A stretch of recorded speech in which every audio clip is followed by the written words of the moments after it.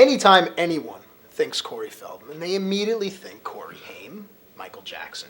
You had quite a bit of success with the Two Corys, the reality show. How much of the interaction was authentic? How much of it was scripted, if you will? First season of the show, almost entirely scripted. Yeah. It was basically a sitcom. Okay. And we had no shame in telling people that, but for the fact that when the show was on, the first season was there, the whole idea was to trick the audience into believing they were watching a sitcom. There's a classic scene where you and Cory are having quite an argument at the table, and Cory references being molested. That's in the second season. In the second season. Now there you go. Okay. The first season of the show.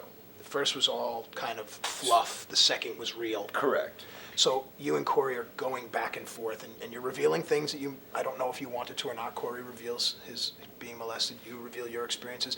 But there's a curious verbiage to Cory. He says, I was raped, so to speak.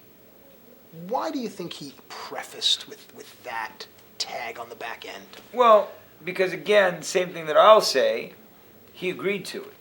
And in his mind, him agreeing to it means that he was partially responsible.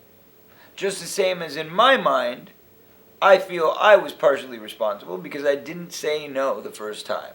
I may have said no 100 times after that, but the first time, I said yes.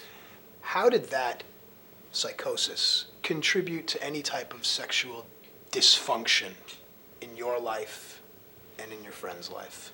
Well, I can't speak for him. Okay. All I can do is tell the story, the events as they happen. But I cannot tell you what was going on in his mind other than what he told me. As far as my own psychosis, new tape. Plenty of it. Plenty of it. It was a lot of guilt and a lot of shame, feeling like, how do I deal with this?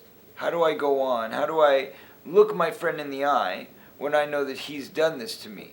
And the only way that I could do it, the only way I could manage it, was to pretend like it never happened in the first place. For how long?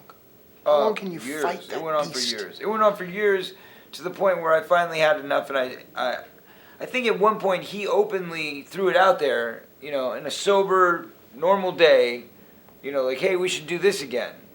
And I was like, whoa, and I nailed him. Because by that time I was about 16, 17, and I now had the strength to be able to stand up for myself. But there was at least a year or two that it went on that I was very ashamed. Do you feel that those experiences impacted your sexuality moving forward in your life? Your I do not. intimacy? Nothing? No, because I really love women. No, but it says a lot to be able to overcome something like that, to be able to be intimate with someone else, to allow someone else to touch you in an intimate way and not have flashbacks. It says a lot about your mind. Did you go through therapy? I did a lot of therapy when I was young, yeah, but to be honest, when I'm looking at a gorgeous woman naked, the You're not last thing thinking I'm about thinking anything about is my childhood. More on Cory Haim. Your thoughts on Cory's mother? I wish her nothing but the best. It's a nice thing to say. No, it's the truth. I mean that. I feel bad for her right now. I understand that she's going through a lot. This is not easy. It's not easy for my family. It's not easy for her. It's not easy for her family or friends or, his family and friends.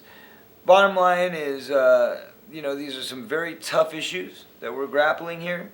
And it's not going to be an easy process. It's been a very tumultuous process. And I told everybody, the first month or two, it's going to get a little uncomfortable. It's going to get a little hairy. But it will get better.